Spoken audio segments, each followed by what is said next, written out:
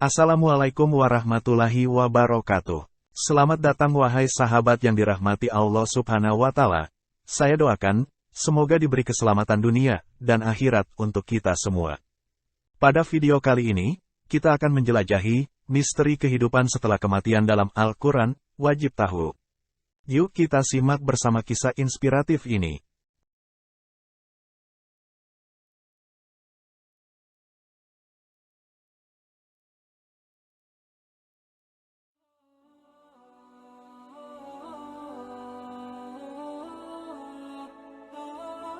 Salah satu rukun iman yang wajib umat muslim yakini adalah iman kepada hari akhir. Tiap-tiap hamba Allah wajib untuk percaya akan adanya kehidupan setelah kematian.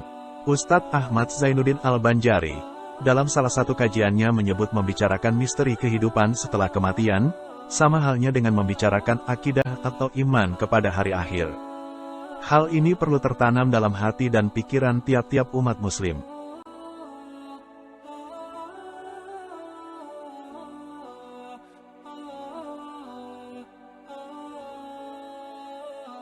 Rasulullah Shallallahu Alaihi Wasallam dalam hari Ibnu Majah No. 4258 pernah berucap, perbanyaklah mengingat sesuatu yang memutuskan kenikmatan, yaitu kematian. Bahkan kepada para sahabat, Nabi berpesan agar mengingat kematian ini lebih dari salat yang pengerjaannya sebanyak 5 kali dalam sehari.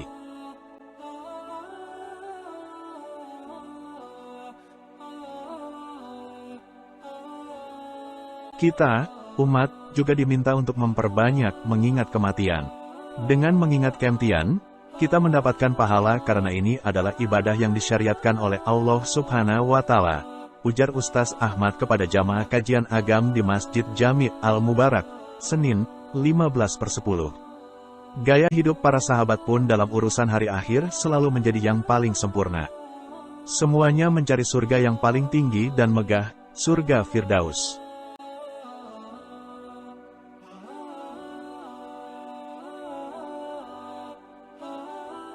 Dalam urusan akhirat tiap umat harus mencari yang paling utama. Ustaz Ahmad melanjutkan, dalam urusan akhirat atau hari akhir, maka tiap umat harus mencari yang paling utama, paling tinggi, dan paling sempurna. Orang yang paling baik akhlaknya dan paling banyak mengingat kematian, maka ia adalah orang yang paling baik persiapannya dalam menjemput kematian.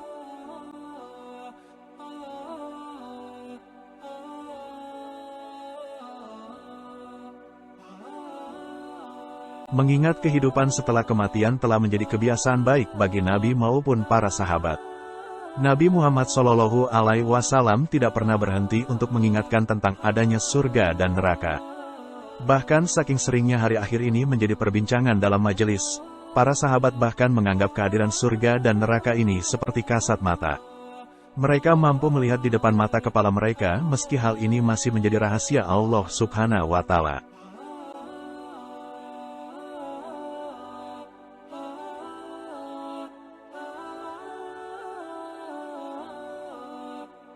Tidak akan ada yang bisa menyelamatkan seseorang dari akhirat, kecuali dirinya sendiri. Tidak akan pernah orang masuk ke dalam neraka, kecuali ia tauhid. Kalaupun orang bertauhid masuk neraka, ia tidak akan selamanya di sana, ucapnya.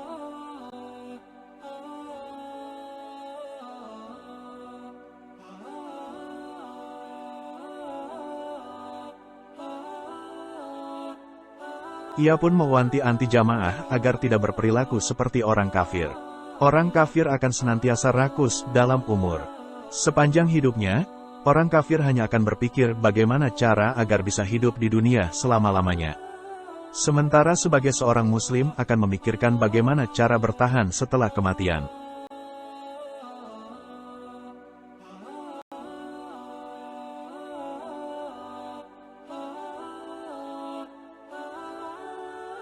Sifat orang kafir akan terlalu sibuk dengan urusan duniawi.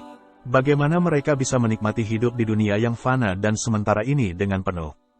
Mereka tidak akan pernah berpikir bagaimana jika mereka nanti mati. Dalam surat Ar-Rum ayat 7 Allah berfirman, mereka, orang kafir, hanya mengetahui yang lahir saja dari kehidupan dunia. Sedang mereka tentang kehidupan akhirat adalah lalai.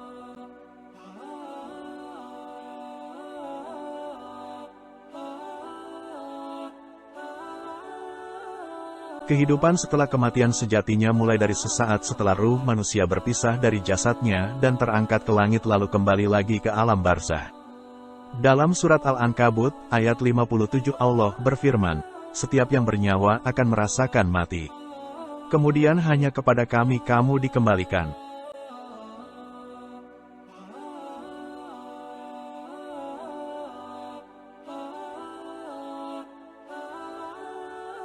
Setiap orang akan merasakan kematian. Setiap orang akan merasakan kematian, tanpa terkecuali kepada Nabi sekalipun. Hakikat dari kematian adalah waktu terputusnya untuk beramal dan masuk dalam alam hisab.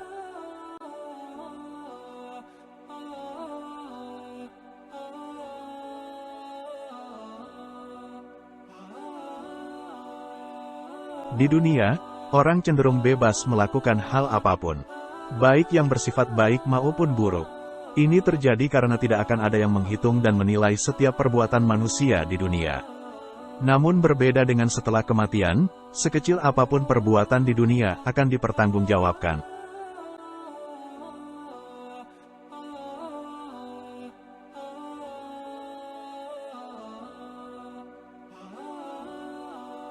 Untuk menyiapkan kehidupan setelah kematian, Rasulullah Shallallahu Alaihi Wasallam pernah bersabda kepada Abdullah bin Umar, "Jadilah engkau di dunia ini seolah-olah seseorang yang asing, atau seorang musafir." Nabi selalu memberikan pesan kepada sahabat untuk tidak menyia-nyiakan waktu yang dipunya selama di dunia dan memanfaatkan dengan sebaik-baiknya dalam urusan agama.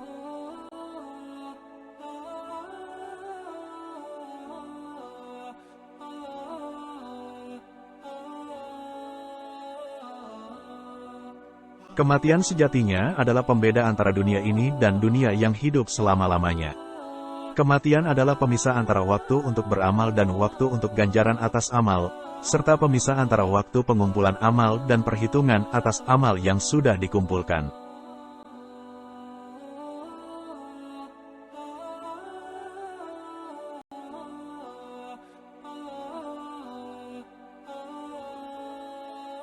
Setelah kematian datang, tidak ada satupun yang bisa mengungkapkan alasannya dalam berperilaku selama hidup di dunia. Ia akan menanggung segala dosa maupun pahala yang dikumpulkan selama masa hidupnya.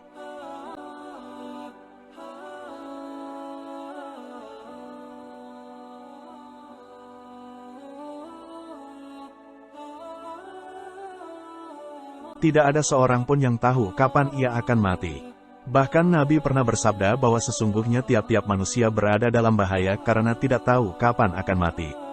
Kematian tidak membedakan mana anak-anak dan mana yang tua, pun tidak membedakan mana yang sakit kronis dan parah dengan yang sehat walafiat, ujar Ustaz Ahmad.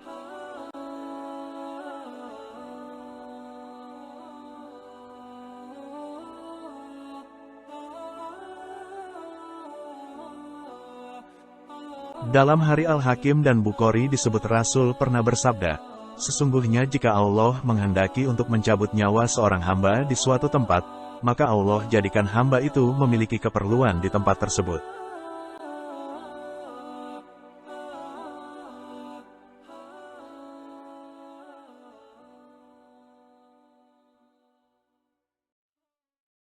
Alam kubur menjadi persinggahan pertama.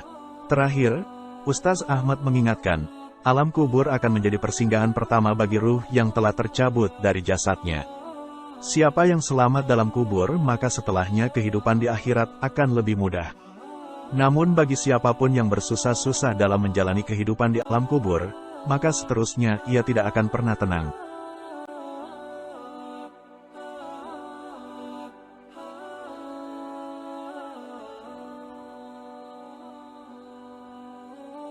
Ia pun mengingatkan bahwa saat pencabutan ruh ini terjadi, ada perbedaan yang para malaikat pencabut nyawa lakukan.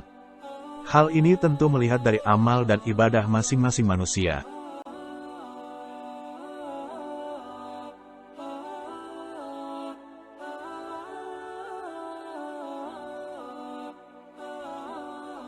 Kepada orang yang beriman, para malaikat akan turun dari langit dan wajah para malaikat ini putih bagai matahari.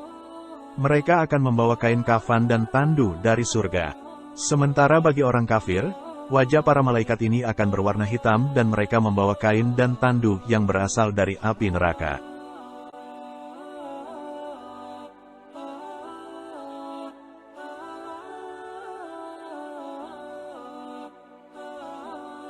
Bagi orang yang beriman, ketika ruh mereka tercabut, maka akan terasa lancar seperti air yang keluar dari dalam mulut, meskipun tetap terasa sakit.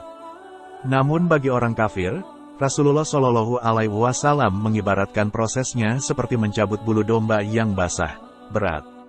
Akibat saking kerasnya tarikan yang malaikat pencabut nyawa lakukan, seluruh urat akan putus dan setiap otot yang ada pada tubuh akan pecah, ucap Ustaz Ahmad.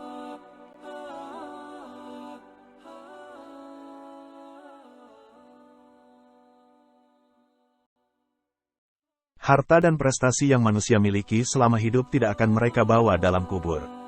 Semua itu akan tertinggal dan hanya menyisakan amal saleh. Amal inilah yang akan membantu manusia saat berada di alam kubur. Hidup di dunia adalah untuk mencari bekal bagi kehidupan setelah kematian. Persiapkan diri terhadap kematian. Istiqomahlah dalam hidup dan mudah-mudahan dimudahkan saat menghadapi hari kematian, ujar Ustaz Ahmad.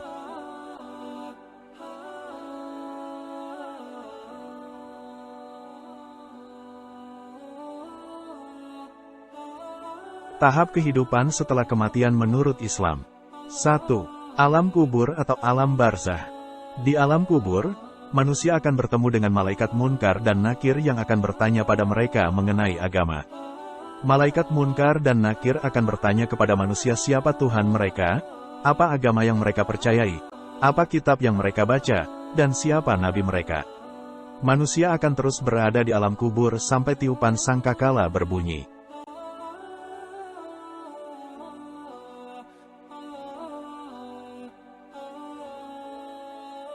2. Hari Kebangkitan. Setelah tiupan sangkakala oleh malaikat Israfil bunyikan, dunia akan mengalami kiamat dan semua makhluk hidup dunia akan binasa. Kemudian, malaikat Israfil akan meniupkan kembali sangkakala kedua yang akan membangkitkan semua makhluk hidup di dunia. Tiupan sangkakala kedua tersebut menjadi tanda hari kebangkitan dimulai.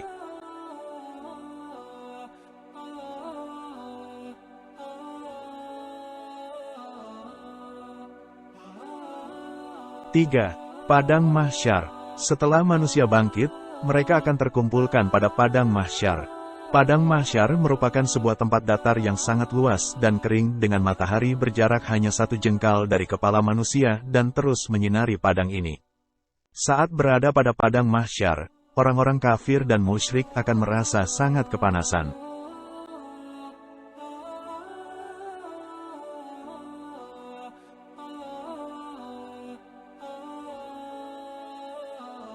Sedangkan itu, umat muslim tidak merasakan kepanasan karena terlindung Allah Subhanahu wa Ta'ala.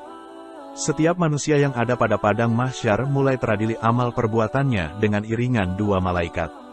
Malaikat pertama bertugas sebagai pengiring manusia, sedangkan malaikat kedua bertugas sebagai saksi perbuatannya di dunia.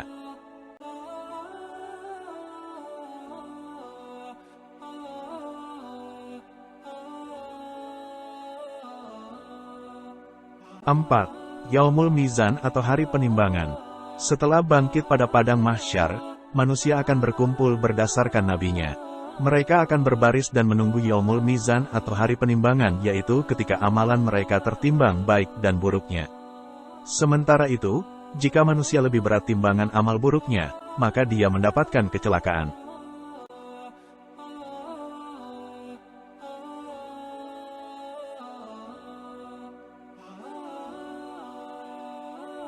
5. Yaumul Hisab atau hari perhitungan. Selanjutnya yaitu penghitungan amal perbuatan manusia di Yaumul Hisab atau hari perhitungan. Hal ini tertulis di Al-Quran Surat Al-Ghasyiyah 25:26 yang berbunyi, Allah berfirman, sesungguhnya kepada kamilah kembali mereka, kemudian sesungguhnya kewajiban kamilah menghisab mereka. Amal perbuatan manusia terbagi menjadi 2 saat perhitungan, yaitu hisab yang mudah dan hisab yang sulit. Berdasarkan hadis Ahmad, Rasulullah SAW menjelaskan apa itu hisab mudah. Berikut bunyinya.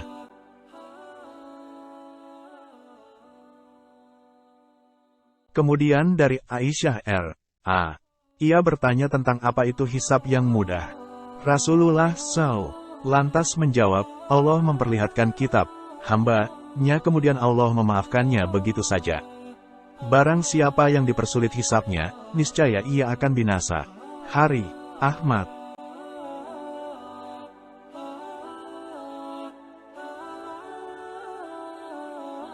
6. Jembatan Shirathol Mustaqim. Kehidupan setelah kematian berikutnya menurut Islam adalah melewati jembatan Shirathol Mustaqim. Jembatan ini konon hanya memiliki lebar sekecil rambut dan sulit untuk dilewati. Orang-orang yang lolos menyeberangi jembatan ini akan masuk ke surga, sedangkan orang-orang yang jatuh akan masuk ke neraka.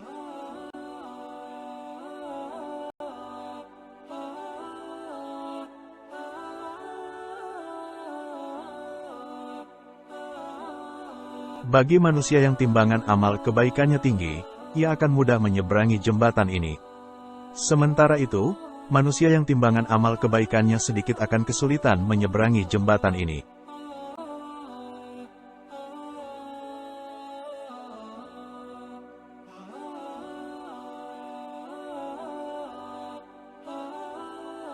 Tujuh. Surga dan neraka. Kehidupan setelah kematian terakhir adalah tinggal di surga atau neraka. Surga adalah sebaik-baiknya tempat kembali. Di surga kamu tidak pernah mengalami kesedihan, penderitaan, dan kesengsaraan.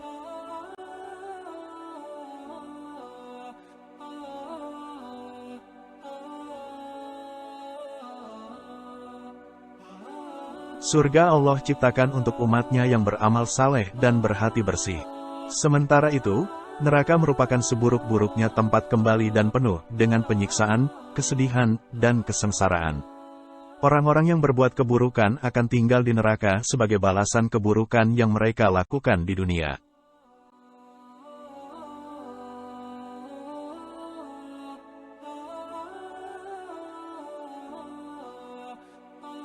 Alhamdulillah, dengan rasa syukur kita bisa bersama-sama di video ini. Semoga apa yang disampaikan dalam video ini, semoga bermanfaat bagi kita semua. Barakallahu fikum.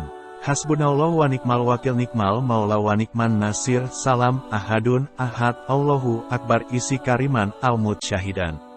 Wassalamualaikum warahmatullahi wabarakatuh. Wallahu alam bisawab. Terima kasih sudah menonton. Jangan lupa untuk like, komen, dan subscribe ya.